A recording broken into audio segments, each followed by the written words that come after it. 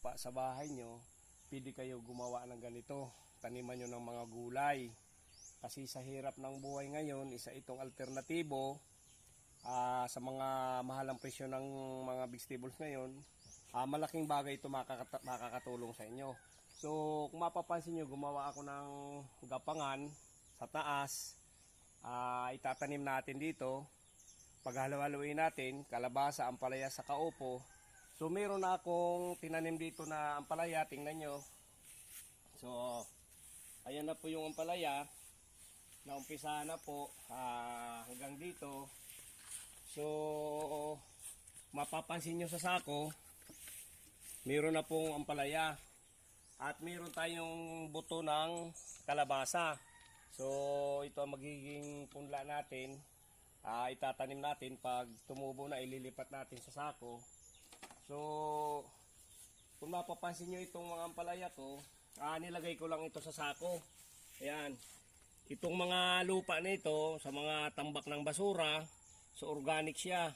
O matatabang lupa doon sa mga kinuha ko ito sa mga basurahan.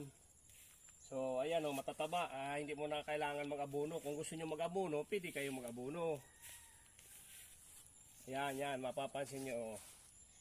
Sa sako lang. Ito naman hindi mahirap gawin. Kasi pag maliit lang ang space nyo, ilagay niyo sa sako, lagyan niyo ng kahit yung alambre, yung ganitong gawin nyo. Kung wala kayong nitong kawayan, alambre lang, poste. Pwede na gawin ito. So ito medyo malawak lang yung bakura natin. Pagsasama-samahin natin dito. After 3 months, titingnan natin kung ano ang magiging resulta ng bunga. So malaking bagay ito. Manalig lang tayo sa Diyos. Sipag lang yung gawin yung masaya. Yung naglilibang lang kayo dito sa pagtatanim nito. Libangan nyo, tapos doon nyo mapapansin na malaking bagay ito. Yung palibot nito, ang gagawin natin, papaikutan natin ng chicken net, yung kulungan ng manok sa baba. Lalagyan natin ito sa loob ng organic chicken. So bibili tayo ng sisiw na organic, siguro mga 50 pesos kasya dito yung manok. Kasi itong lupa nito may mga Carabao grass, tingnan nyo po. Yan ang paborito ng manok, kainin. So malaking bagay ito. Makakatulong sa atin.